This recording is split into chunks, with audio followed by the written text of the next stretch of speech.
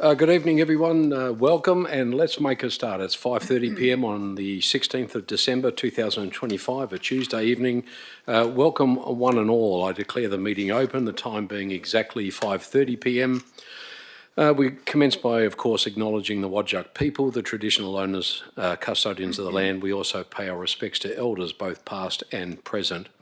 Can I ask everyone here this evening to make sure your mobile phones are turned off? And also remind you that the meeting is being live streamed via the city's YouTube channel. Council meetings are public meetings, and any information you provide tonight shall be recorded and may be publicly accessible. The council chambers are not a parliament, and parliamentary privilege does not apply. Elected members and staff risk being held personally liable if their comments are found to be defamatory or breach any duty of confidentiality. Statements made during council meetings are solely those of the person making them. Nothing expressed at a council meeting can be attributed to the city unless it is adopted by resolution of council. Elected members and employees must disclose any financial, proximity or partiality interest that they may have in an item financial proximity and impartiality interests are to be disclosed in accordance with the provisions of the Local Government Act. Elected members disclosing a financial or proximity interest must not participate in that part of the briefing relating to their interest. Now, the confirmed minutes of a council meeting are the official record of that council meeting. As required under the Local Government Act, the city publishes a video recording of the meeting, and recordings must not be copied, republished or reproduced without the city's express permission. Attendances. Councillor Jacobs is an apology for tonight's meeting. Councillor Hurn is not here at the moment. I haven't received an apology, but she's not in the building. Approved leave of absence. There are none. Disclosures of interest. As CEO, we have a number of this evening. Thank you, Mr Mayor. Yes, we do have a number of declarations. In relation to item 3.1, declarations of financial interest, I've received one from Mayor Patrick Hall. It is in relation to item OC 021 of 25. The report title is the Mayor's attendance at the 2026 World Cities Summit in Singapore. The nature of the Mayor's interest is I have received an invitation to attend the World Cities Summit in Singapore from the 14th to the 16th of June 2026. In relation to item 3.2, declarations of impartiality, I have received a number from Councillor Ross. The first, again from Councillor Ross, is in relation to item ARC 019 of 25, city debt. The nature of Councillor Ross's association is Councillor Ross is an acquaintance of person or persons who appear on the list of outstanding rates report over 3 years greater than $10,000 as at the 4th of the 11th, 2025. The second declaration, again, is from Councillor Ross in relation to item OC 019 of 25. It is in relation to the lease renewal, Lynwood Ferndale Playgroup. The nature of Councillor Ross's association is APIWA, My Reward Club, of which I am the CEO, provides discounted accounting and bookkeeping services to the Playgroup. We invoice them and are paid for services provided. Consideration of this matter by Council does not result in any personal financial gain or detriment to me personally. The last declaration I've received, again, is from Councillor Ross. It is in relation to item PD 010 of 25. The item is in relation to final consideration of scheme amendment number 18 to local planning scheme 42, updating scheme text to introduce new short-term rental accommodation provisions. The nature of Councillor Ross's association is API, I beg your pardon, WA, My Reward Club, of which I am the CEO, provides discount short-term accommodation throughout WA and interstate. We operate holiday home management, caretaking and cleaning in WA metro area. We are actively looking for respite properties for short-term accommodation in Cannington. Consideration of this matter by Council does not result in a personal financial gain or detriment to me personally. Thank you, CEO. At item 4, announcements by the presiding member without discussion. Look, just before we commence the business of council tonight, I would like to acknowledge the tragic events in Bondi. The city of Canning is proudly multicultural and a diverse community, and we're all very proud of that. Acts of terrorism Violence and hate-motivated speech and behaviour simply have no place in our society. We stand in solidarity with Jewish people here in our city and also beyond, and reaffirm our commitment to unity, to care and also to respect. Our thoughts and prayers are, of course, with all of those impacted, and we recognise the shock, grief and distress that these events have caused right across our community and right across the nation and extended to the world. Thank you, Councillor. Reports of delegates without discussion. Does any councillor wish to present a delegates report? None, thank you. Question time from the public. Are there any questions from the public this evening? Thank you. Questions from the public. I'm going to open public question time now at 5:35. The time set aside is 15 minutes, which may be extended if necessary. In accordance with policy, members of the public who have registered their questions with the administration shall be called upon in the order in which registrations have been received. And we have received questions. Mr. Stephen Johnston, Rossmoyne, did you want to come first? Come up to the lectern. Thanks very much, Mr. Mayor. Three related questions. Go ahead. Is the city aware that the Canning River foreshore area opposite Rob Bruce Park in Shelley, which was the site this year of the city's major Commonwealth-funded revegetation project, offers a very clear view of Prisoners Point and is therefore a prime location for viewing the city's New Year's Day fireworks display? What actions is the city planning to ensure that the little plants in the revegetation plot are not damaged or killed by large numbers of people trampling them on New Year's Day? I'll just stop you there, and I'll get Director Bowe to answer just those questions 1 and 2. Thanks, Steve. Okay. Thank you, Mr. Mayor, and thanks for the question, Mr. Johnston. Yes, we are aware of the particular vantage point, and we are proposing the following measures for the upcoming New Year's Day event. Temporary protective barriers. We will install temporary fencing or barricades around the most vulnerable revegetated zones along opposite Rob Bruce Park. These will be lightweight, removable and designed to allow visibility while deterring foot traffic. We will have pre-event communication where we will promote the protection of these revegetation areas via social media to build public awareness and buy-in, encouraging everyone to respect the space.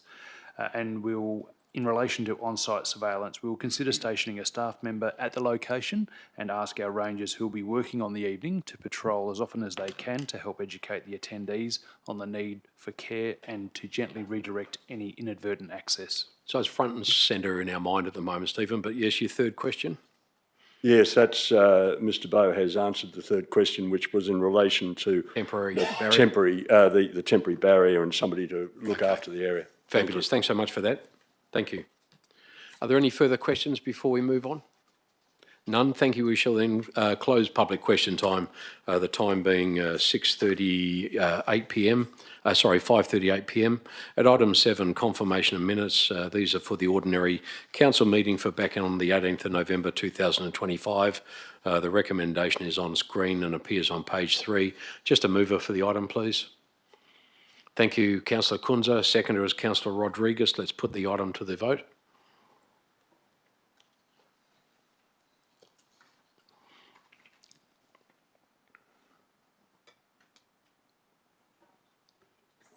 Just hold up here for 1 second.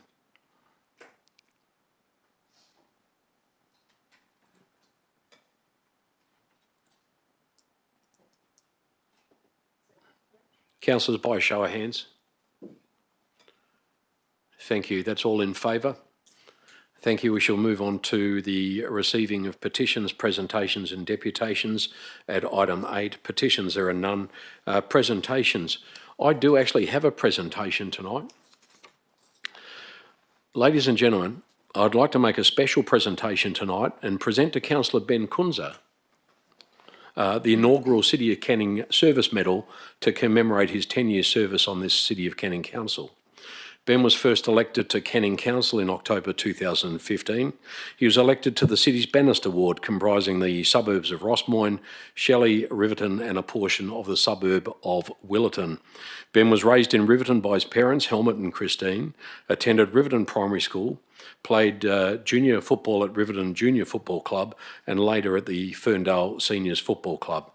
He has been an outstanding member of this council, and in October 2021, Ben was elected by his peers as this city's Deputy Mayor, a position that he carried out with distinction.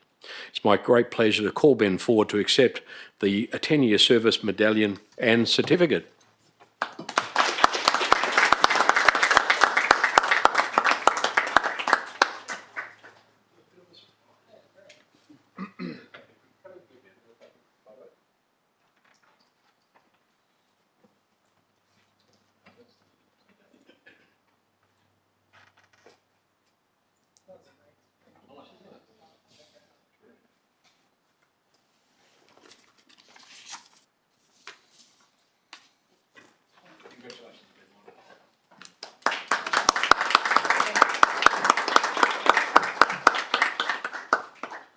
Just while you're taking your seat, Mr Mayor, obviously you'd appreciate that that whilst Councillor Kunze has served with distinction for 10 years on this council, there is somebody else who was elected at the same time as Councillor Kunze, and it is, of course, yourself.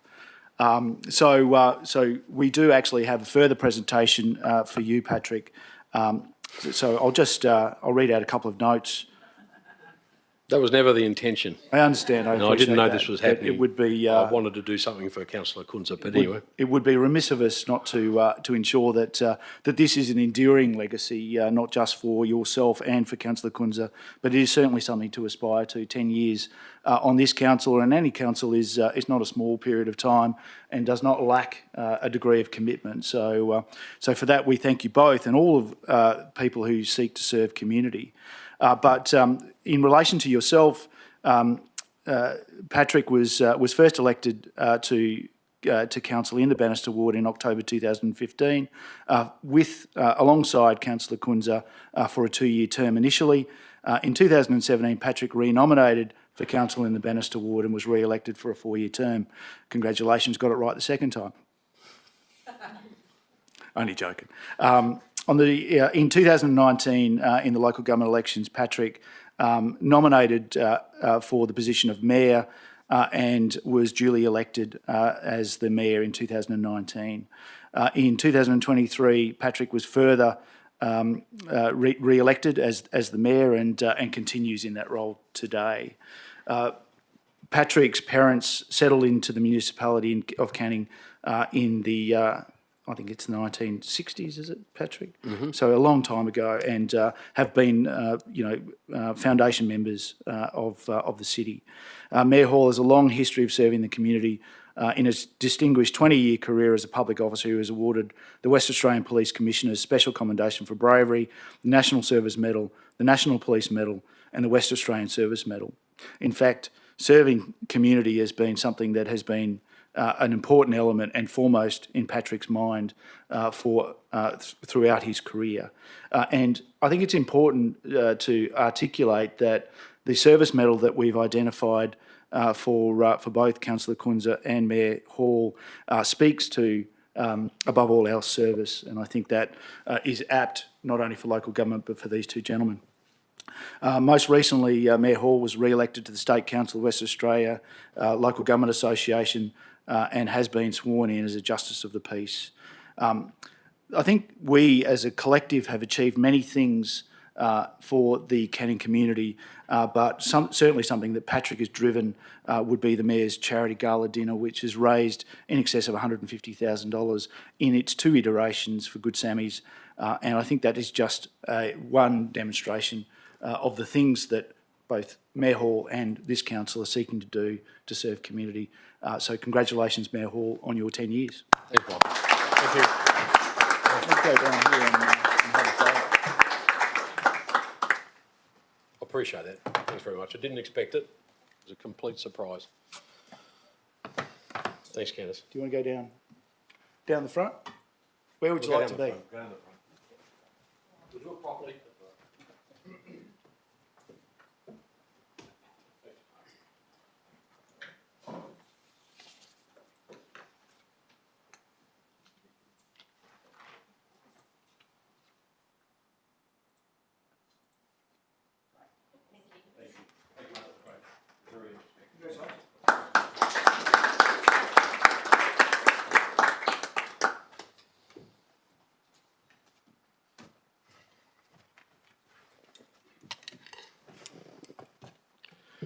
Right, thank you, everybody. I very much appreciate that, and congratulations to Councillor Kunze. Job well done. Deputations at item 8.3. You do have a deputation, Mr. Stephen Johnston of Rossmoyne. Stephen, you're back again. Thank you. If you'd like to step to the podium, we have a deputation from you regarding the significant tree register proposed additions. Mr. Johnston, go right ahead. You have up to 10 minutes.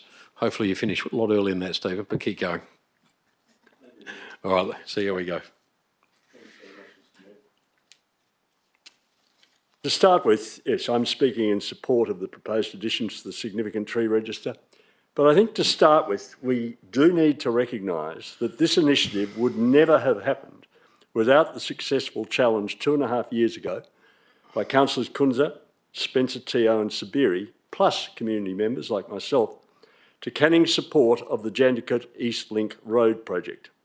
The project had been originally endorsed by one city commissioner in April 2014, and then over the next 8 years, directly and indirectly re-endorsed by commissioners and elected councillors.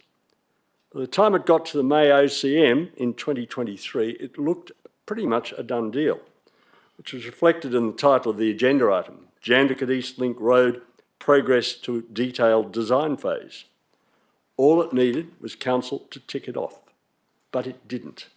For the first time in this chamber, JELR proposal was properly analysed and found seriously wanting in terms of its relative costs and benefits for Canning ratepayers, the size of the road's environmental impact, and the lack of credibility of two of the proposed major environmental offsets. Council's decision in that meeting to withdraw from the JELR project was followed up in December 2023 by the request for the significant tree register assessment and authorisations of 2 members of the then Sustainability and Environment Advisory Group to conduct a site visit. Sian Mawson and I did that with Parks and Conservation officers in June last year. Now, probably like most of you or all of you, I've driven down Ranford Road past this site on innumerable occasions. I had looked through the detailed 127-page environmental assessment report commissioned by the city in 2022, and I'd read the city's 31-page environmental impact report to the Commonwealth Government. But none of the detailed site descriptions in those reports, the maps, the tables, the aerial photographs, and my own observations from the Ranford Road quite prepared me for the experience we had that morning. If I can get this clicker to work, I'll be away.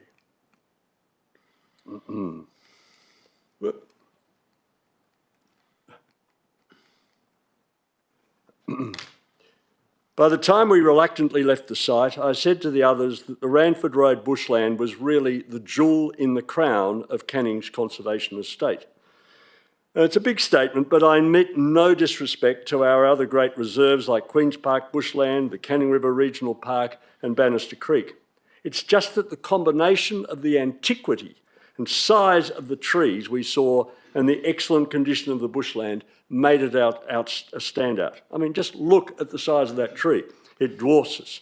It's just one of the marvellous modongs or Melaleuca praesianas that I think are the signature tree of the Ranford Road bushland because of their size, their antiquity and their character.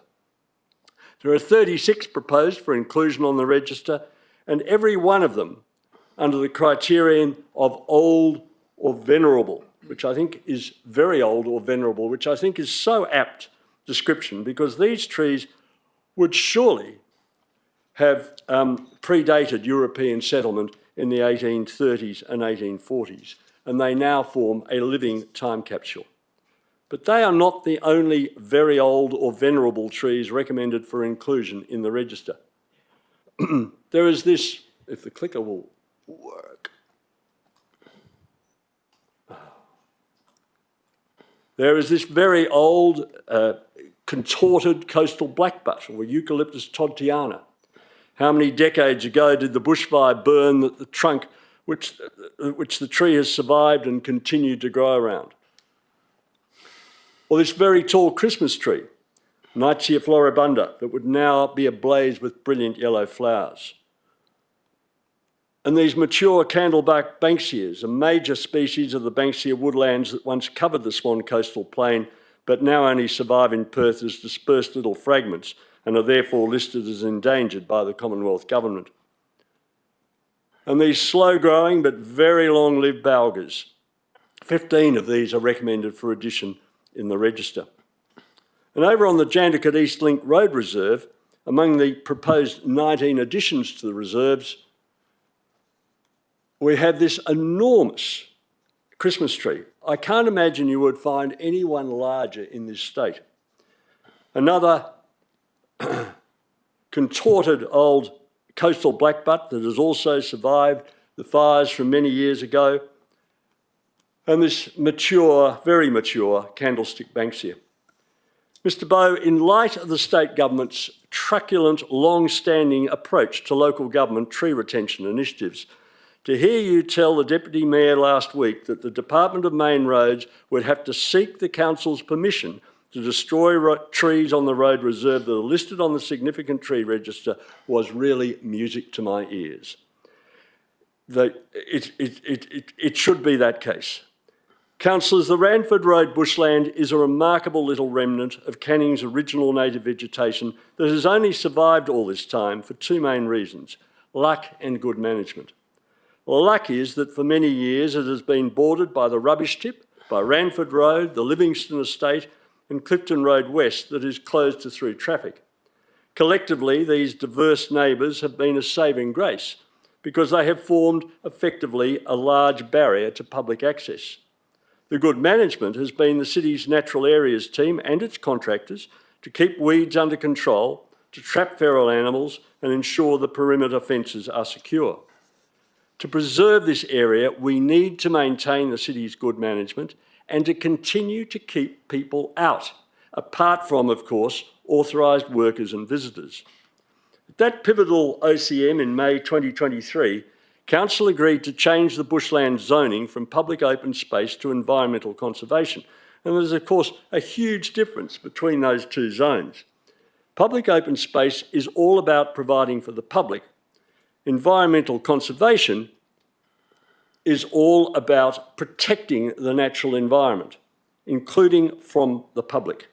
And protection from development shouldn't just mean protection from formal plan developments, it also should mean protection from informal developments, including informal tracks that are created and used by people on foot, on bikes, and worst of all, on trail bikes. Once these tracks are formed, the ground gets compacted with use and they become very difficult to revegetate. Apart from segmenting the bushland, the tracks become highways for the spread of weeds, feral animals and cinnamon fungus that can have a devastating impact on native trees and shrubs. Unfortunately, we probably can't enhance the physical boundary around the bushland. City staff can only continue regularly checking the perimeter fences and promptly repairing any that are vandalised.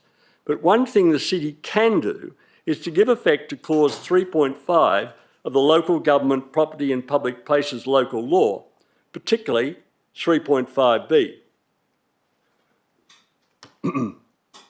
And to do that, applying the advice I received recently through Councillor Kunze from Mr Fisher's division in relation to another area, the city would need to erect signs consistent with clause 3.8 of the local law that clearly state the area is closed to the public and that access would constitute a breach of local law.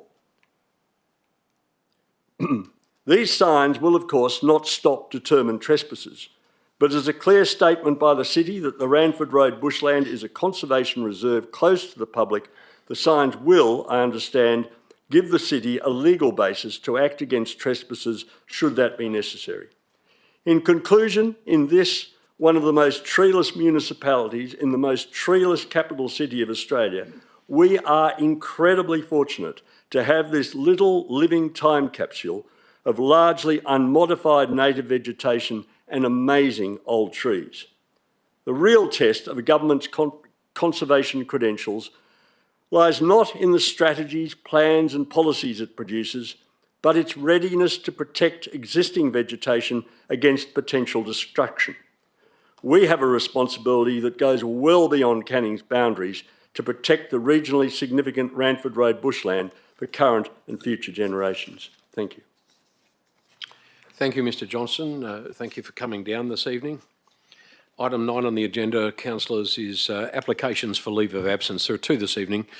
Councillor Jessie Jacobs has requested to be granted a leave of absence for a prolonged period.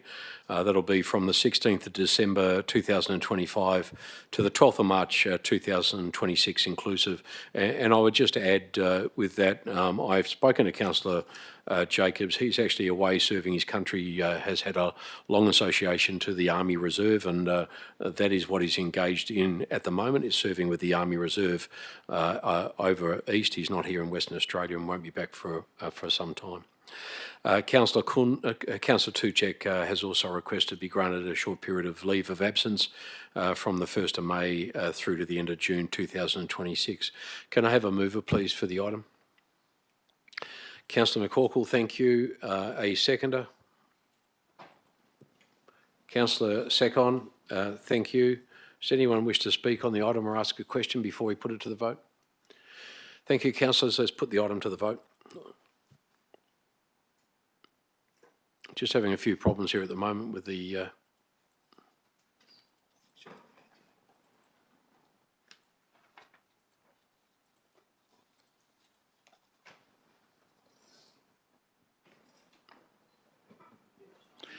Councillors, can we do a show of hands all in favour of the applications for leave being granted? Let the record show that all are in favour and no one voting against. The matter has been carried. Thank you very much. At item 10, we have questions by members of which due notice has been given without discussion. The first question has been asked by Councillor Kunze. Councillor Kunze asked the following question. As per Council Resolution OC 004 of 25, a report was to be presented to Council by December 2025 regarding several matters concerning the City's landholding at 351 Bannister Road in Canning Vale. Given the report has not yet come to Council as of December 2025 and the matter related to a motion moved by residents at the annual meeting of electors, can the CEO please confirm when the report will be presented to Council for consideration? CEO. Thank you, Mr Mayor, and thank you for the question, Councillor Kunze. The response is the City presented a SIB to update elected members on the progress of the environmental assessments over 351 Bannister Road on the 2nd of December 2025. Current land use over portion of 351 Bannister Road, which contains the materials recovery facility, has been the subject of substantial negotiations between the City Resource Recovery Group and Regroup. Those matters have now been resolved, which provides certainty of land use for that portion of the lot. Resolution OC 004 of 25 required a number of reports to be prepared, which would inform the final decision by Council as follows. An environmental assessment, that is flora and fauna studies, to be completed during spring, a land use assessment, land assembly options, environmental offset assessments, a land use valuation and environmental offset valuation assessments over various land use options prepared. The City has commissioned an environmental assessment with a report to be presented in February of 2026. This assessment was completed in spring to ensure that it represented the peak seasonal flora and fauna values of the site. The environmental assessment will inform the land assembly options and the environmental offset valuation to be completed. Officers are assessing clearing requirements against current and strategic projects to quantify potential offset requirements. A planning and valuation review will follow the completion of the final environmental assessment report and will be commissioned in February 2026. It is anticipated that the final report outlining all of the issues Council has requested will be completed by July 2026. Thank you, CEO. Thank you, Councillor Kunze. Councillor Hurn has submitted the following questions. Pursuant to the data on City compliance interventions with local government election signage provided at the November Ordinary Council meeting, can the CEO advise, 1, on what basis does the City choose to issue infringements for candidate election signage? Is there a defined criteria? 2, how do City officers determine that removal of one candidate signage does not warrant an infringement, but removal of another candidate signage does? Why are the infringements issued during the 2021 and 2025 elections not proportionate to signage removals by city's officers relative to the 2023 election? 4, has discretion been applied to the issuance of infringements? And if so, whose direct discretion and what considerations have informed that discretion?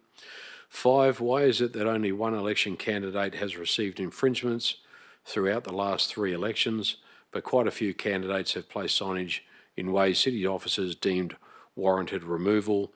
Why were the other candidates not similarly issued with infringements? 6, is the election signage guideline being updated to more accurately reflect the apparent inconsistent issuance of infringements throughout the last 3 elections, so candidates can have a better expectation of what conduct does or does not warrant an infringement? CEO. Thank you, Mr Mayor. In response to question 1, the City considers appropriate enforcement action in accordance with the compliance and enforcement policy. In respect to question 2, guidance regarding the appropriate enforcement action taken is detailed in clause 5, part 2 of the compliance and enforcement policy. In response to question 3, the Local Government Property and Public Places Local Law 2021 came into effect in August 2022 and introduced the ability for candidates to place signs in the public realm and provided clear guidance on the location and position of election signs. A number of infringements were issued due to the signs associated with one candidate being regularly installed outside of the time and location parameters specified in the new local law. In response to question 4, the compliance and enforcement policy provides guidance in this regard.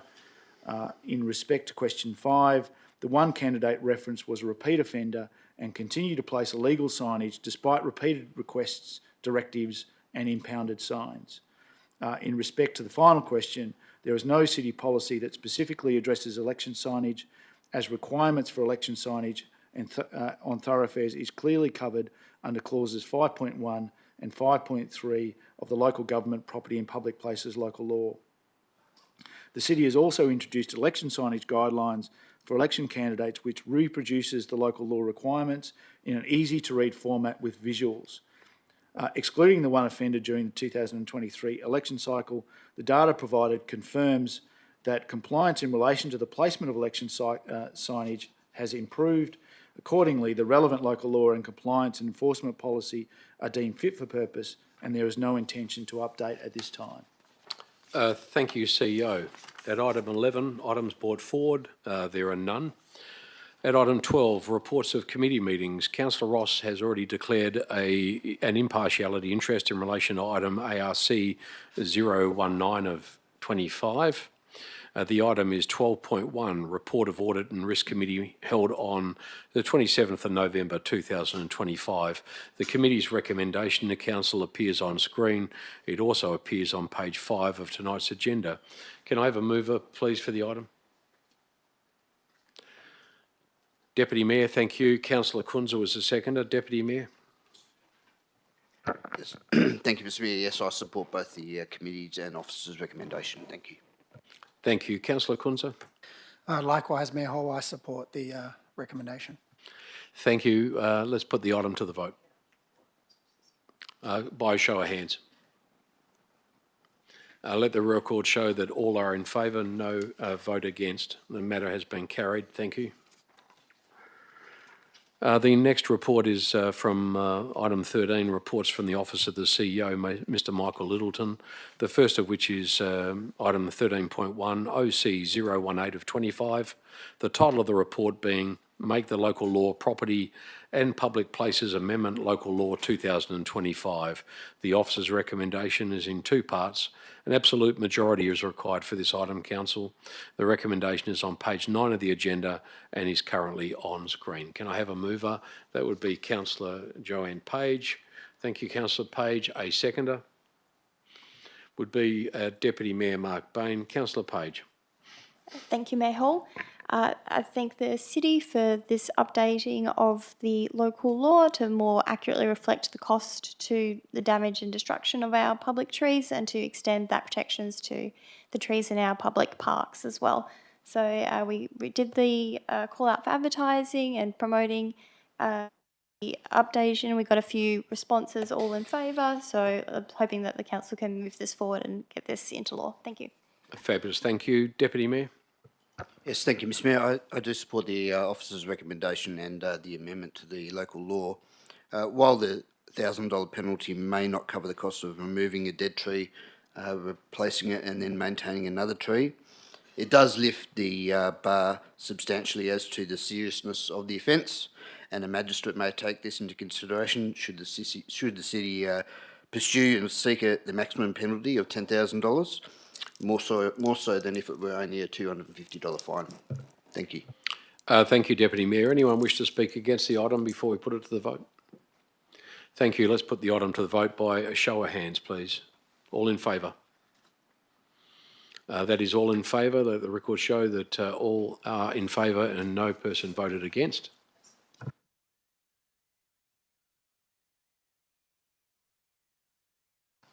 And the absolute majority obviously was achieved. Thank you, Governance. For the second, the next item, it's OC019 of 25. The title is Lease Renewal for the Lynwood Ferndale Playgroup Incorporated.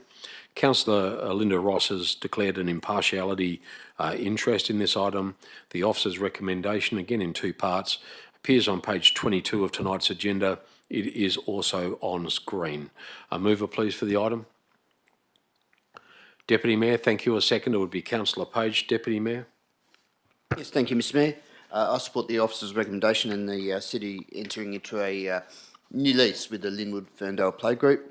They've been at the site for 40-odd years now, and they're highly regarded in the community, and it's great to see them at the site for another 10 years. Thank you. Thank you. Councillor Page. Thank you, Mayor Hall. I support the officer's recommendation. Nothing further to add. Thank you. Thank you. Anyone wish to speak against the item? Governance, can I just ask how we're going with the voting? Are we not able to do that yet? Thank you. By a show of hands, all in favour? Councillor Hurn, you're not in favour? Okay, those against? We have one against. That is Councillor Hurn has voted against the item. Thank you, councillors. The matter has been carried. The next item, OC020 of 25, title being Lease Renewal, Riverton, Pigeon Club, 294 High Road in Riverton. The officer's recommendation appears on screen. It also appears on page 30 of tonight's agenda. Can I have a mover, please, from the floor for this item? Councillor Kunze, thank you. A seconder for the Riverton Pigeon Club. Councillor Ross, thank you. Councillor Kunze. I support the officer recommendation and the lease. Thank you. Thank you. Councillor Ross.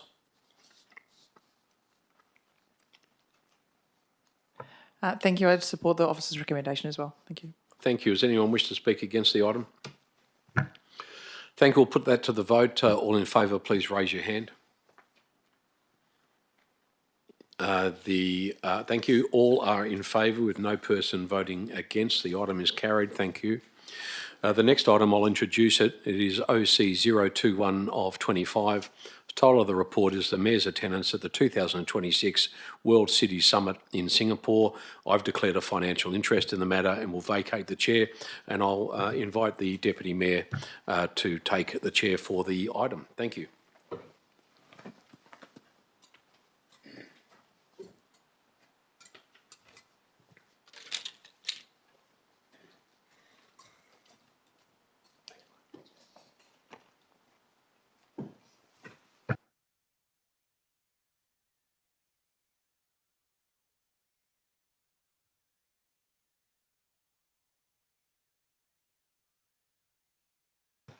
Okay, thank you, councillors. Mayor Hall has declared a financial interest and has left the room. I'm happy. The recommendation is on page 37 of the agenda and is on the screen now, and I'm happy to move the item from the chair. Can I please have a seconder? Thank you, Councillor Ross. So I support the, as a mover, the officer's recommendation. I generally don't support Australian mayors travelling overseas, but I will support on this occasion as a majority of the trip is being funded by the event organiser, It is only for 3 days, and Mayor Hall is genuine in his desire to go, to learn more, and to bring back some ideas to share with us. Councillor Ross? Thank you, Deputy Mayor. I agree with what you said and just support the motion. I think it's a valuable networking and growth opportunity for the City of Canning, as well as the comments that you mentioned as well. Thank you. Thank you. Would anyone, any other councillors like to speak for or against the motion or have a question? Councillor Kunze. Thank you, Deputy Mayor. Look, I'll be speaking against the officer recommendation. Look, I'm unable to support this recommendation as my views regarding this travel remain consistent with last year's request, where I, the Deputy Mayor, Councillors Tucek and Hurn did not support the travel. I remain of the view that there's no reason why local government elected members or staff should be travelling internationally to perform our role. The caveat perhaps being the Lord Mayors of Perth, Sydney or Brisbane who may attend events like this. I can see why Mayor Reynolds would attend, as Basil Zemplis did last year. We are proud of Canning and we rightfully see it as an important component of Western Australia. However, as a local government municipality, we're not a world city. This is not to talk Canning down, but to recognise our place within the City of Perth. I would make the added point that never before has elected member travel been more in the spotlight than it has recently at all levels of government, including local. And we need to be cognisant of public opinion. And so I therefore remain consistent with my decision of last year. With respect to the subsidised costs, as per the report and the Deputy Mayor's comments, I've never thought positively of Australian elected members travelling or attending events paid for by foreign nation states, corporate entities or non-state actors who are exerting their soft power on those elected members by covering the costs. You see it particularly at a federal level, and whilst Australia seeks to spread its own values to foreign students through initiatives like the Colombo Plan, Australian government should probably cover the costs when it comes to their democratically elected members. And so the reduced cost of this proposed trip is not an argument that's influenced my views here. So with respect, and this is nothing against Mayor Hall, the Mayor's been a very strong advocate for Canning and been very passionate, and I can recognise why he'd like to go on this trip, but I'm unable to support it for the reasons I've stated. Thank you. Thank you, Councillor Kunze. Is there any other elected members that would like to speak on the matter? Councillor Hurn, thank you. My position has not changed since 2024. While the costs are not excessive, I still don't see an international role for a mayor of local government, and the agenda has not changed my mind on this matter. I second Councillor Kunze's concerns about the additional complication this year of financial contributions by foreign government. For these reasons, I won't be supporting. Thank you, Councillor Hurn. Any other elected members? No questions? I appreciate Councillor Kunze's and Councillor Hurn's position on the matter, and I'll leave it to, as the beaver, to my fellow elected members to use their discretion and make up their own mind on the matter. Thank you. Governance, are we able to put the matter to the vote electronically? Show of hands it is. Can I see those in support of the motion, please?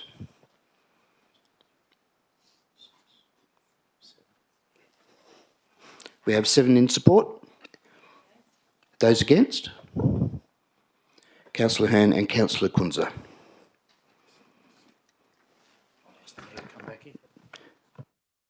Thank you, CEO. So the Mayor will be invited back into the meeting and the matter has been carried.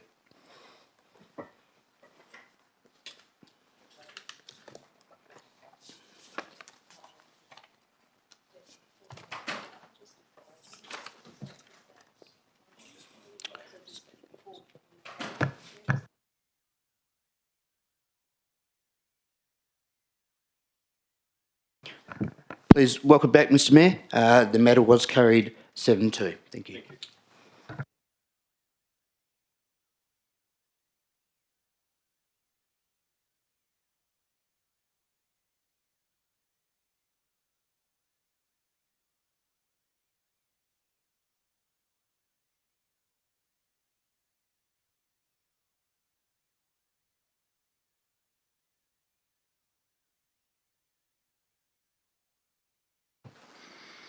Thank you, councillors. We move on to the next item, which is 13.2. Director Nelson Mauricio, the Director of Corporate and Commercial, is a responsible officer.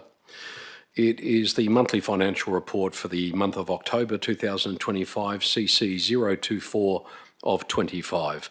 The officer's recommendation is on screen. It also appears on page 49 of the agenda. Can I have a mover, please, for the monthly financials from October? I'm happy to move that from the chair. Thank you, councillors. A seconder? Councillor Shen second, thank you.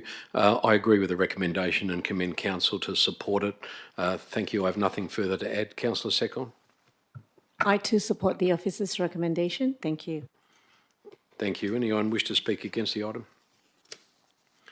She'll put it to the vote. Thank you by a show of hands. All in favour? Thank you. The matter has been carried unanimously. 11 in favour. 10 in favour. CC 025 of 25 is the next item on the agenda. It's ARC 018 of 25, Annual Report and Financial Statements 2024-2025. The officer's recommendation, which is in 3 parts, appears on page 92 of tonight's agenda and is also on screen. Can I have a mover, please, for the item? Deputy Mayor Mark Bain, thank you. Seconder? Councillor Ross, thank you. Deputy Mayor. Thank you, Mr Mayor. Yes, I support the officer's recommendation. Thank you.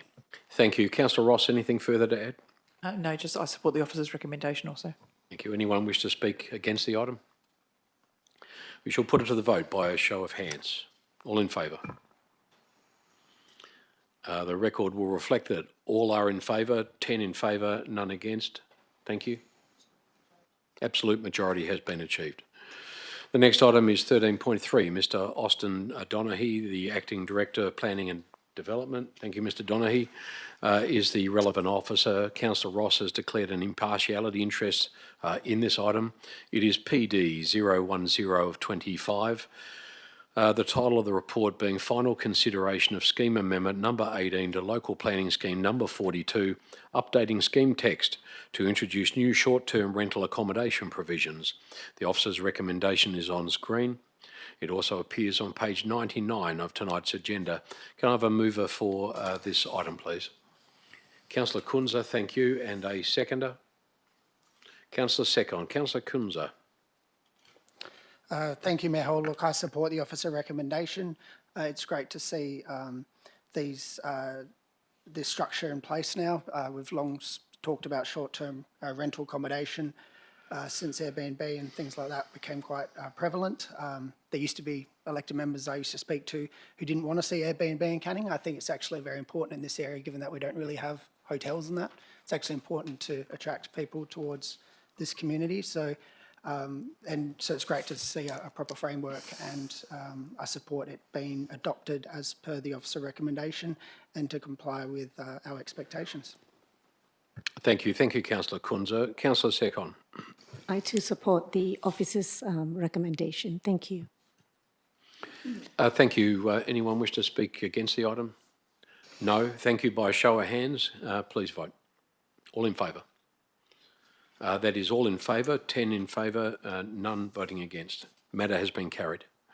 The next item on the agenda is item 13.4 under the directorship of Mr Warren Bowe, the Director of Infrastructure and Environment. It's IE 023 of 25, City of Canning Significant Tree Register, proposed additions. The officer's recommendation is that council adopts the city's updated significant tree register as contained in attachment 4 of tonight's report. The recommendation is on page 106 of the agenda and on screen. Can I have a mover, please, for that? That would be Councillor Kunze, thank you. And a seconder would be Councillor Page. Councillor Kunze. Thank you, Mayor Hall. Look, I speak very much in support and in favour of the officer recommendation, and I'm pleased to see this report finally presented to council for consideration. I'd just like to commend and thank Mr Johnston for coming in and providing his fantastic deputation earlier on this subject. This recommendation obviously covers 2 areas. I just want to comment on the significant trees identified on lot 9009 Ranford Road, or which used to be lot 500. Look, this process here has well and truly further highlighted the significance of this natural environment within the City of Canning. When we previously discussed the JELR project, it's easy for some to lose a bit of perspective when you're simply talking about a couple of hectares of clearing bushland. Whilst the Banksia woodland across the site is a threatened ecological community in itself, this mapping, as per the report, shows how many significant trees exist. Banksia woodland, if you're not quite familiar with it, it's made up of a mixed ecosystem, very different flora, and it supports a lot of different animals. And whilst all the flora is important, a lot of it doesn't actually meet the criteria to be a significant tree, which is a high bar. It's therefore remarkable that we've identified 329 significant trees across the site. As Mr. Johnston articulated well earlier, many of these trees are many decades old and are simply irreplaceable in our lifetime. What is really critical is the number of the significant trees that are existing along the JELR Road Reserve, which have been identified and to be included on our significant tree register. If and when there is another push to build a road through this sensitive environment, it will be incumbent on the then City of Canning Council to properly consider what will be cleared rather than simply talking about a few hectares of bushland. Councillors will have to see the significance of these trees and publicly approve their removal through the development application process, which I believe is very, very important. To the other part of this item, which is the inclusion of significant trees on the register that exist on private land, I think it's special that we will now have 4 private trees included on our significant tree register, which is fantastic. It's something the city has previously not been able to do in the past. Now, 4 may not sound like a lot, but it's a start, and it's been effectively done with no promotion by the City of Canning. There's been no promotion by the city of the new financial payment until the last few weeks due to an administrative error. So hopefully with more promotion now and more interest, we'll be having more people registering their private tree next year now that they know what is on offer. I'm hopeful that in coming years we'll see a bit of a snowball effect. These things take time as people become more familiar with it and deal with some of the, I guess, the negative commentary that some people espouse in the community that doesn't bear weight. But they can have a look and put their tree up for interest. If it doesn't meet the criteria, the staff will inform them. But I think it's fantastic that we'll have further protection for significant trees that might have been cleared in the past but won't in the future. So I just want to say thanks to everyone who nominated, those who were successful and those who weren't. Thanks to our environment team for their work in this space. But also thanks to Mr. Johnston, Ms. Mawson, and the Sustainability and Environment Advisory Group for their input. Thank you, Councillor Kunze. Councillor Page.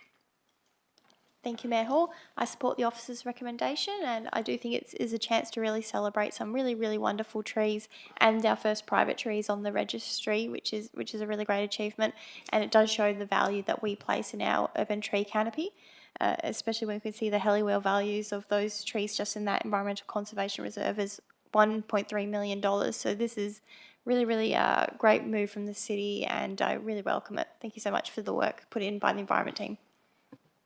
Thank you, Councillor Page. Look, I'd just like to say, I just dropped out there for some unknown reason. Just a few quick words from me. I support the recommendation. I think Councillor Page is right. Council should be celebrating tonight, as should the community, that 329 trees have been added to the register, which is a great story. I just wanted to just say something just in relation to, we had an earlier deputation. Thank you to Mr. Johnston for coming down tonight, and also for highlighting in images, you know, how valuable that land is out there from an environmental point of view. The Jandakot Eastern Link Road was actually touched on during the presentation, and just to me it seemed to be that it was touched on in a way that demonised it a little bit in respect to the fact that it was a bad thing that former councils and also commissioners had supported it, and that, you know, maybe that wasn't such a good thing. There are councillors here that have had very little involvement with the Jandakot Eastern Link Road and may not even know, the newer councils, exactly what it is. It's a road that links Bannister from Ranford Road that will link through to the Jandakot industrial area. Also provide ready access to the airport out there, which is the busiest airport in Australia of its type, providing fast access for emergency services.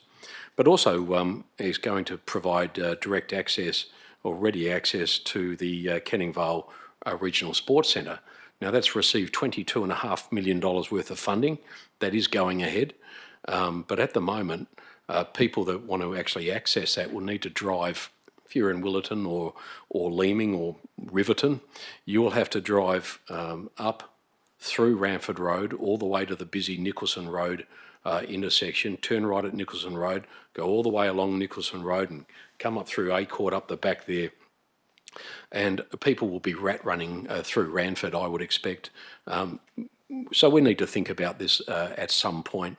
So whilst we celebrate tonight the significant tree register, I just wanted to affirm that the Jandakot Eastern Link Road is still an important piece of infrastructure, not only for the City of Canning, but for the entire region.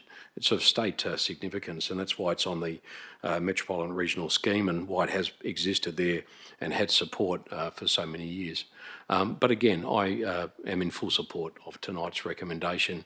I know Councillor Kunze has worked very hard behind the scenes on this motion. I commend him for that. He's been very consistent in his support for this lot of land. So well done to him and to Council. And I too thank the officers for the work done to bring us to this point. Thank you. Anyone else wish to speak? Councillor Cr. Thank you, Mayor Hall. I too support the additions to the City of Canning significant tree register for trees. And in particular, I'll be speaking on the addition of significant trees from private land.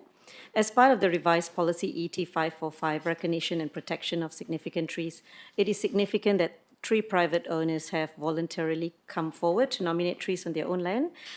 This early uptake demonstrates community trust in the policy and a willingness by residents to work in partnership with the city to protect our most valued mature trees, particularly as I'm aware other local governments who have initiated similar policies failed to obtain registrations of trees from private landowners. These trees located across Shelley, Parkwood and East Cannington highlight the important role private land plays in maintaining our urban canopy. From a community perspective, mature trees provide shade, reduce urban heat, support biodiversity and contribute strongly to neighbourhood character benefits that are increasingly important given the number of mature trees lost across our city and nationally due to developmental pressures and the impact of the short-haul borrower. I also wanted to take this opportunity to commend the efforts of environmental groups and volunteers such as Stephen Johnston, who's here with us today, and Sean, and the efforts of my fellow councillors, Ben Kunze and Joanna Page, for their advocacy, and city officers for their support. Thank you.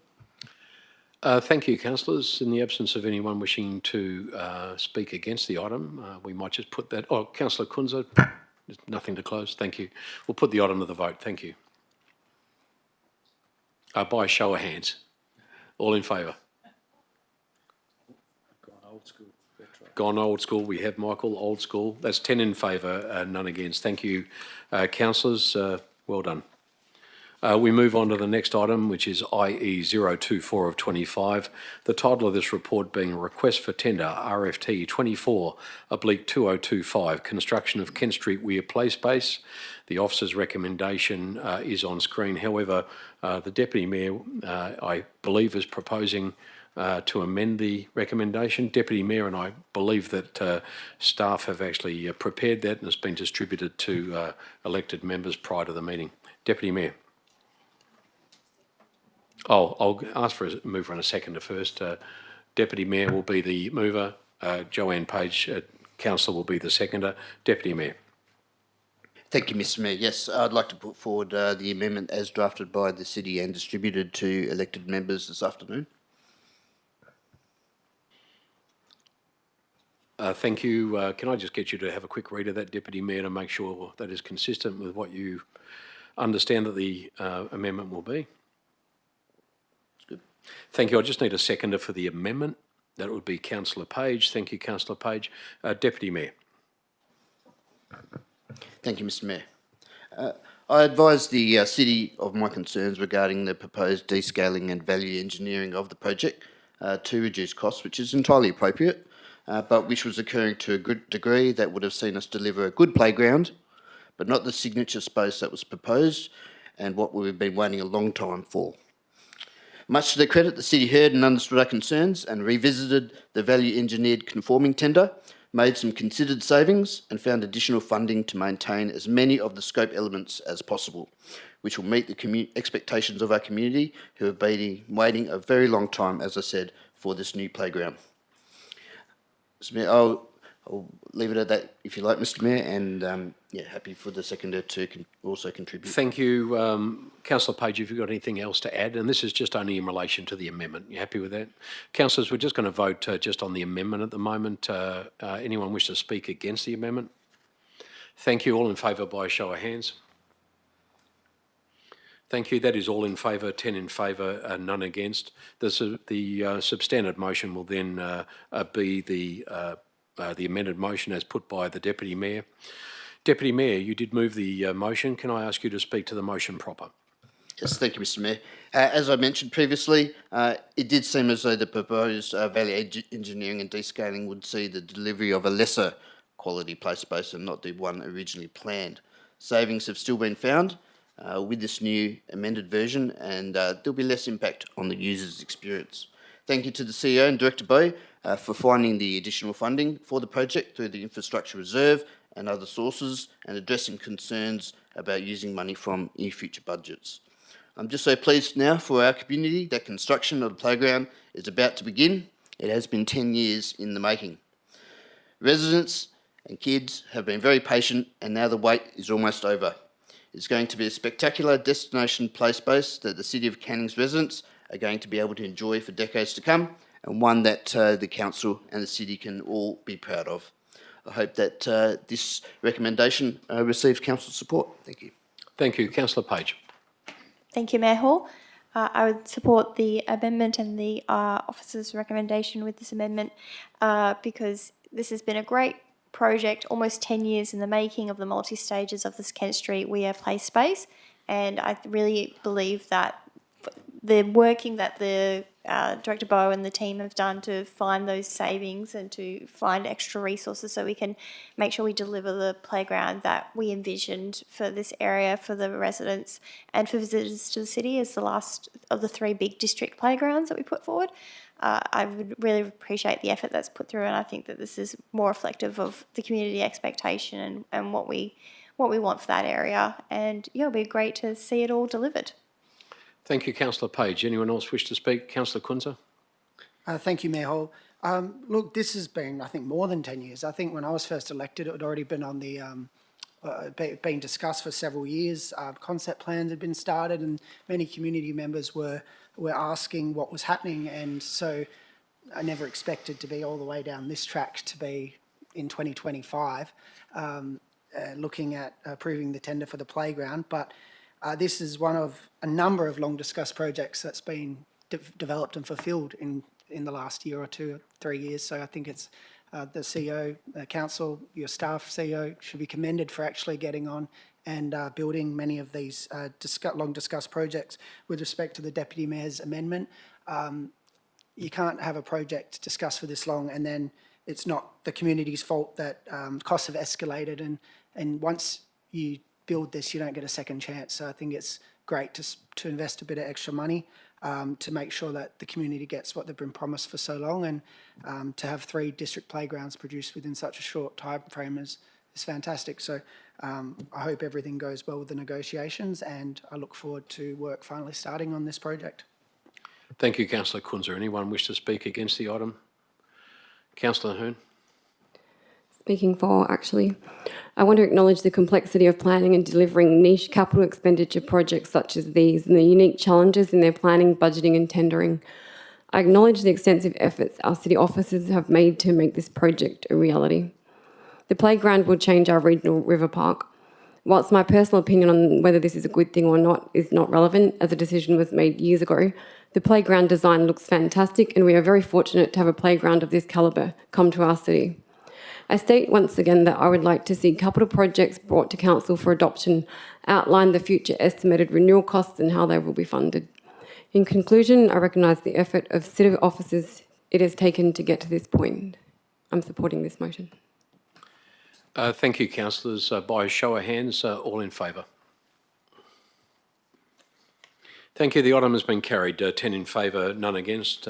Thank you, governance. We move on to the next item, i.e. hang on, I just lost my place just for one moment. IE 025 of 25, reimbursement of insurance expenses for volunteer environmental Landcare groups policy. The recommendation is on page 146 of the agenda. It is also on screen.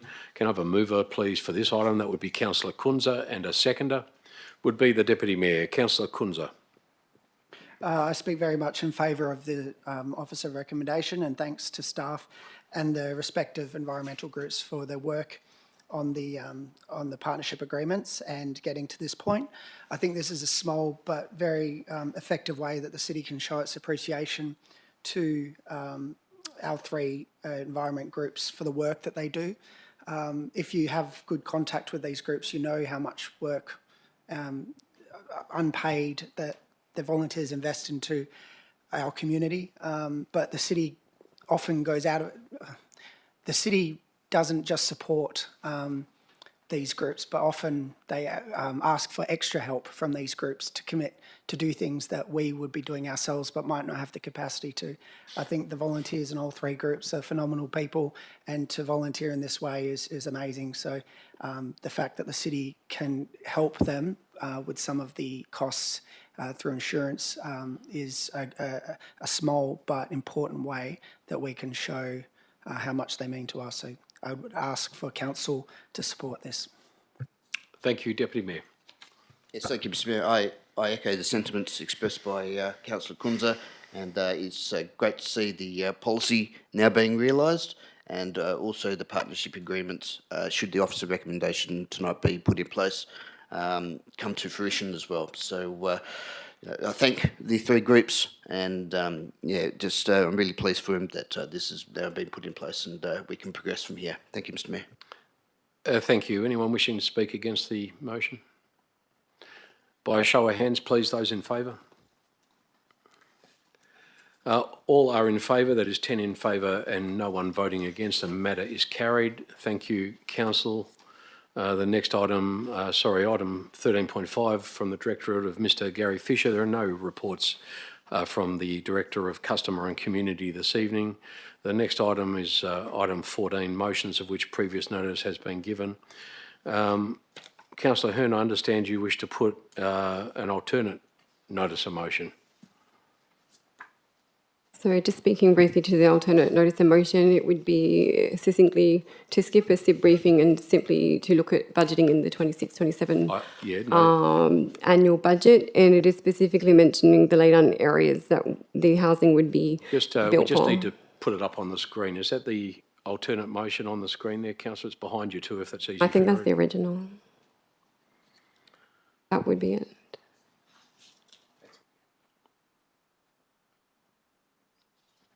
Yes, that looks right to me. That's it? Thank you.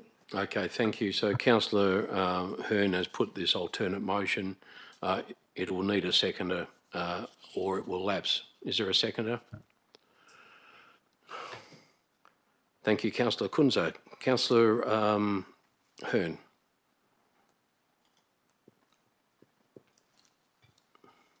The tabling of this motion is not a criticism of city officers or the on-demand skip system.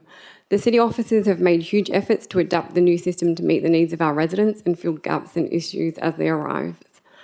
At the agenda briefing, we established the annualised cost of implementing such housing as minuscule compared to the annual operating cost of the skip bin system, being somewhere between $1.2 to $1.6 million per year, and not a barrier to the implementing permanent housing for the skip bins. After last week's agenda briefing, I have received significant amount of commentary from the public. Beyond the visual aspect of the bins being stored in the public parks, I admitted to recognise the potential safety hazard of these bins to errant humans and animals, being not dissimilar to the charity bins. This motion is recognition that we have transitioned from the past 2 years of trialling the on-demand skip system and moving towards its adoption as our permanent hard waste collection system. I'm asking for your support on this motion to just take these bins out of view in our public paths. Councillor Kunze, So I had supported that to allow Councillor Hurn to put her motion and advocate for it. I just wanted to ask, given that this is a different motion to what was originally proposed, is the CEO's advice still of the same in terms of the opposition? Is this a lot of work, or is it a small amount of work if the CEO was to present this option as Councillor Hurn is requesting? CEO.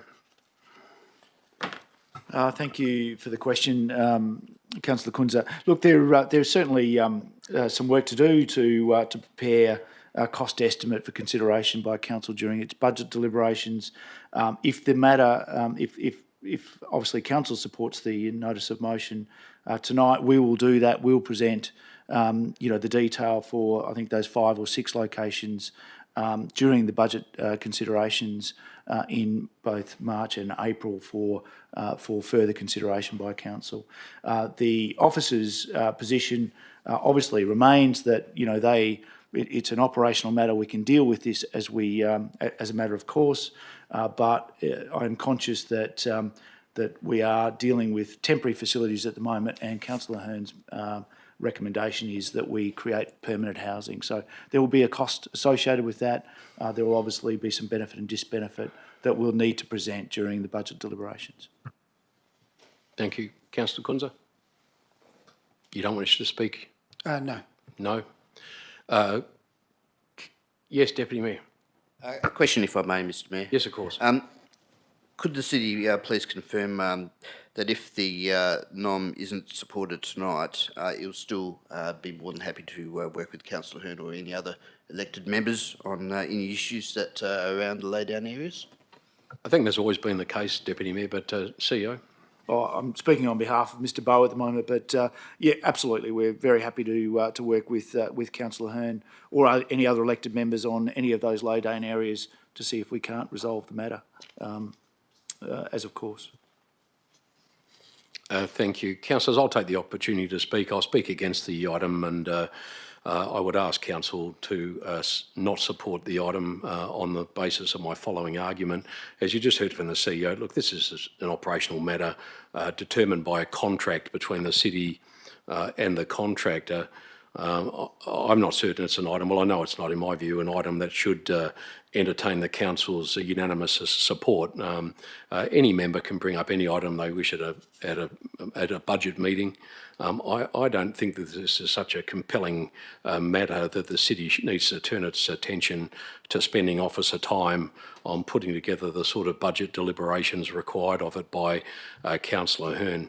The city rightly disagreed with the notice of motion and didn't support it, and in my view we should be, as a council, concentrating all our efforts on the contract, and that's about maximising the benefit of the contract to our community and ensuring that we maintain convenience for residents, and also minimising the cost of the service by reducing transport costs.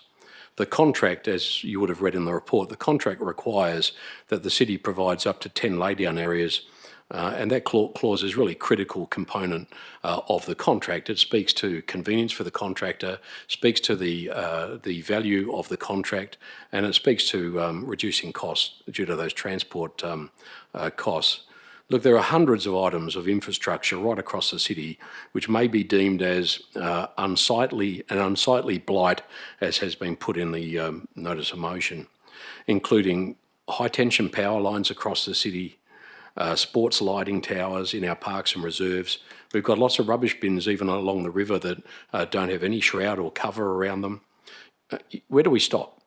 Not only that, but the hundreds of, there's such a popular service. I'm really pleased by the take-up of these bins, but these bins that are deemed to be unsightly in one location are now being distributed right across the city. They're sitting on, I've got one in Surrey Road, Wilson, where I live, on a verge. Where do we stop? Do we have the city race out and try to put some sort of covering around them because they're unsightly? Building sites are unsightly. We've got that much building going on in the city Where do we stop when we start to judge things that are unsightly, such a subjective scale? I think council should turn its sights to items that are more strategic, and I think that this is not a matter that we should be entertaining. And again, I repeat, it's an operational matter subject to a signed contract has been raised tonight, and from the city's written response, and the city did provide an expansive response, it appears that they are actually managing the contract well. I know that the city has already been working to address issues where they have been raised. The Deputy Mayor, I know, has raised one, but I don't think this is a matter that should be formally taken to a budget workshop, and the council, unless it shows its unanimous support for Councillor Hurn's position tonight, I'm not certain we should be putting a budget workshop or entertaining to put a period of time aside to discuss a matter that, in my view, should be left with the city's CEO as an operational matter and not take up the time of the officers to prepare the information required of it, and also for council to discuss it any further. That's just my view. Councillor Page. Thank you, Mr. Mayor. I'm not in support of this motion. My disagreement with it is the construction of permanent housing, as it does reduce the flexibility to move laydown areas. I'm imagining, especially at Ferndale Reserve, where there's going to be a lot of construction when we are doing the club rooms and change rooms upgrade, if we need to move that laydown area because of all the construction going on. But now we've got permanent housing for skip bins there. I think it's creating an unnecessary constraint. I think that there's possibly a different way of doing this, and so I won't be supporting the officer's nomination. Thank you. Thank you. Does anyone else wish to speak on the item? Councillor Cr Hurn. Thank you, Mayor Hall. I will be supporting the norm today simply because I feel that it's forward-thinking in its nature. It's just requesting for cost estimates to be considered during the budget cycle next year, so I'm happy to support it. Thank you. Thank you. Does anyone else wish to speak before I invite Councillor Hurn to close? Councillor Hurn, would you like to close debate on the matter? Yes, I would say that as council, it is our responsibility to raise the visual amenity of our city and not to ignore the blights, despite the fact that, as you mentioned, there are many of them. The blights of construction sites are by nature temporary, and for the last 2 years, these laydown areas have been temporary. But as we are transitioning to the adoption of the system as a permanent system, I don't think that's an acceptable justification. With regard to Ferndale Reserve, I understand what you're saying, and the similar could be argued for Bentley Community Centre, but I would expect that perhaps the construction of the housing can be accommodated in the works being done there. And specifically with Bentley, the staging of the redevelopment area is done over the next 2 decades, such that having the bin sitting there for up to 2 decades is probably not ideal. I think also in regards to the actual cost, we spend tens and thousands of dollars just replacing bollards around our parks, particularly to retire the old pine type. They serve no purpose other than to make the... I just need to interrupt you there, Councillor Hurn. So with a rebuttal, you can only rebut what has been said. You can't introduce new argument, and you are. I'm speaking of costs that you were speaking of. I'm telling you that under the standing orders, you can only rebut what has said. So if I said it was black, you can say it was blue, but you can't go on with a new argument. You can't. Your argument was that we shouldn't spend costs to just raise the amenity of our public open spaces. And my point is that we already do. We replace bollards at a very high cost, which serve no purpose other than to raise the visual amenity of our public open spaces. In my view, these red industrial bins surrounded by temporary fencing in our parks are a visual blight, and it is worth investing a very small amount of money to conceal them. Thank you. I'm going to put the vote in favour, and then I'll ask for those against. Those in favour? Thank you, councillors. Those against? We have 2 in favour. They were Councillor Cr Hurn and Councillor Hurn. All other 8 councillors are against the motion. The motion has been lost. Thank you, councillors. We move on to the next motion, which is Notice of Motion 009 of 25, the development of a policy for a student recognition program in the City of Canning. The motion's been introduced by Councillors Cr Hurn and Rodriguez. Councillor Cr Hurn is the mover. Councillor Rodriguez is the seconder. Councillor, I'm just going to actually entertain a slight amendment, and I'll ask for your indulgence. I would just ask that in part 1 there you have and celebrate Year 6 and Year 12 graduating students. I just wanted to delete Year 6 and Year 12 and also from Part A. The reasoning behind that is, as it sits at the moment, the motion has missed the fact that we have other colleges like Cannington Community College, which is a K to 10. They actually finish and graduate in Year 10. They would not be captured by this.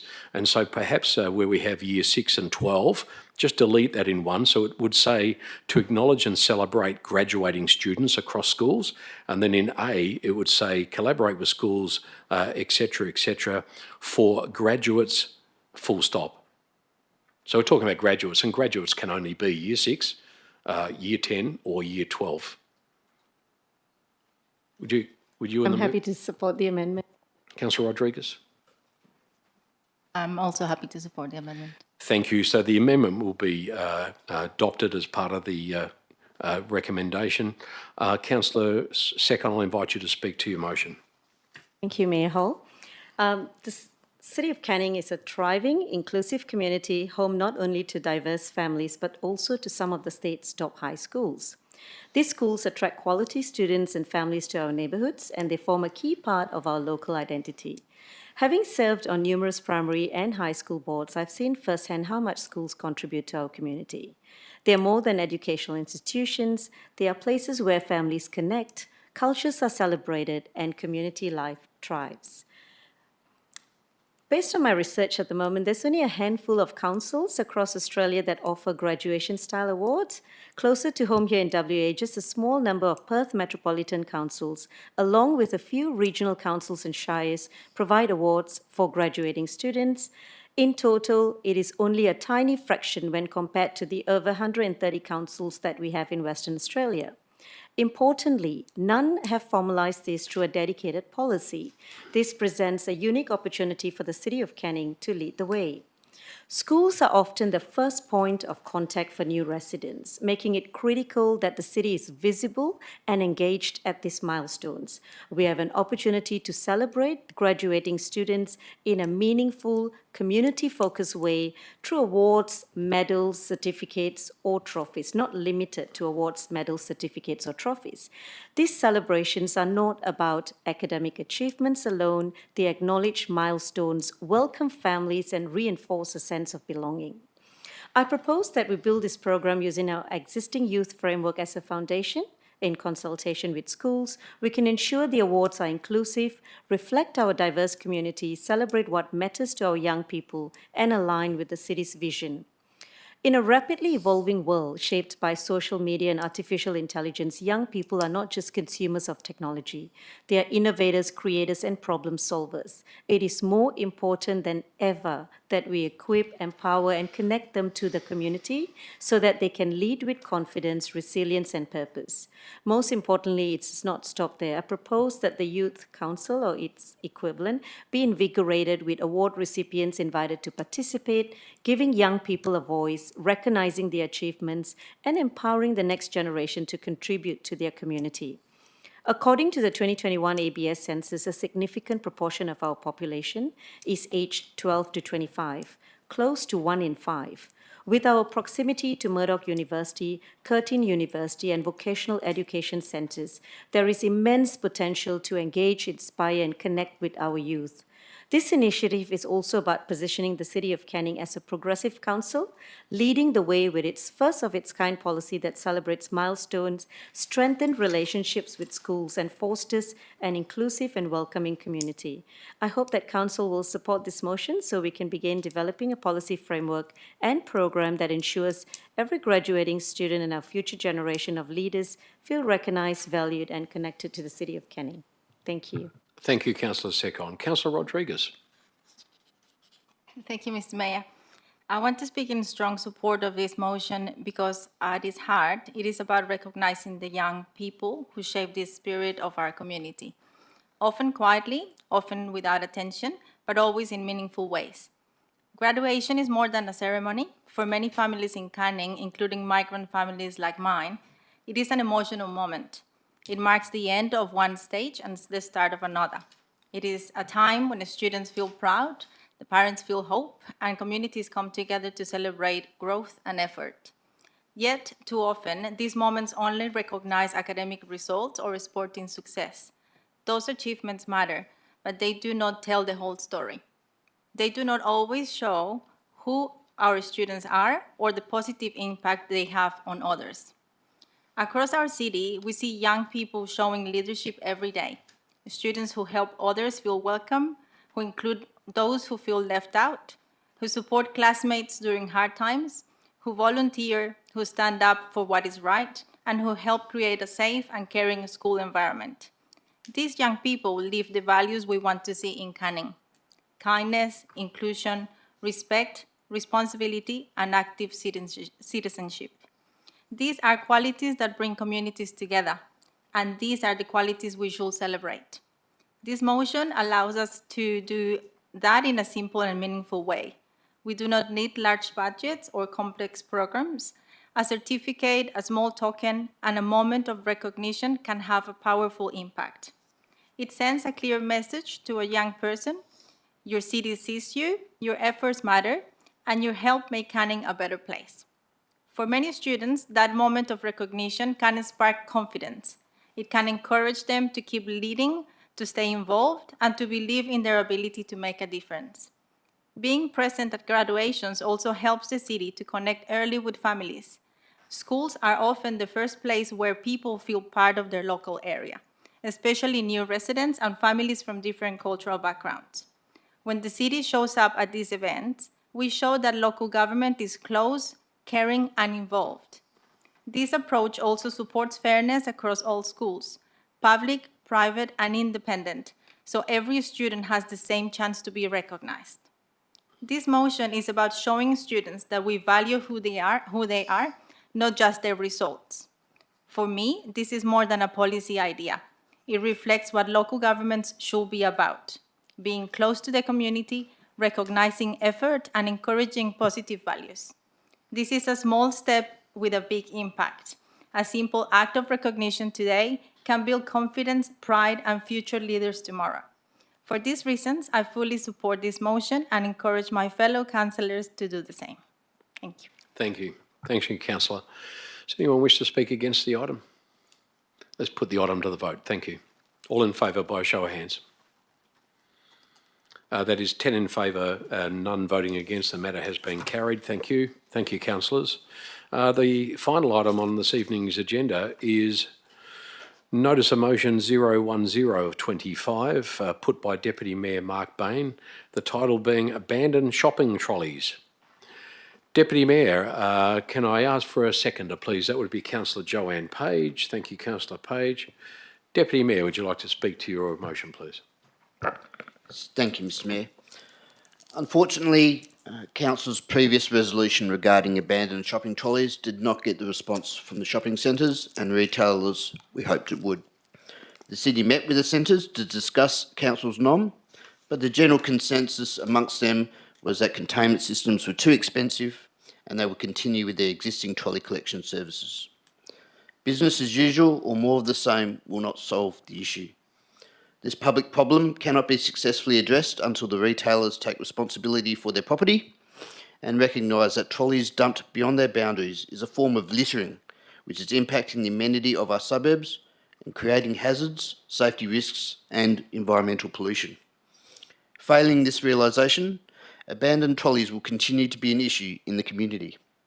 This NOM requests the CEO to look at what other local governments are doing in this space and identify any novel strategies that might help to reduce the number of trolleys in Canning streets and parks. It also requests the Mayor to write to the Minister to seek the state government support to give WA local governments greater legislative power to hold the retailers accountable. This NOM also shows the community that the Canning Council views abandoned shopping trolleys as a persistent public problem which requires policy intervention and that it is not sitting on its hands but trying to do something about it. Thank you to my fellow elected members for considering this NOM. I hope that it receives your support. Thank you, Mr Mayor. Thank you, Deputy Mayor. Councillor Page. Thank you, Mayor Hall. Abandoned trolleys is not just a Canning problem, so with this NOM we're hoping to let us learn from local government colleagues to see if there are any policies, programs or laws that can reduce the impact trolleys make on our communities. Change nothing and nothing changes. I think we were very underwhelmed with the retailers' response to our last NOM, and so we're interested to see what new initiatives we can bring forth with this new NOM. Thank you so much. It shows that we're serious, doesn't it? Thank you. Anyone wish to speak against the item? Put it to the vote by show of hands. Thank you. All in favour? That is all in favour. All 10 councillors have voted in favour of that matter. Thank you very much. The item is carried. At item 15, urgent business. There is no urgent business this evening. At item 16, confidential matters. Similarly, there are no confidential matters tonight. At item 17, closure. There being no further business, I now declare the meeting closed at precisely 7 p.m. And I'd like to thank everyone for their attendance. And for those in the public gallery, we won't see you again before the end of the year. Thank you very much for coming down, and Merry Christmas to you all. Thank you and good night.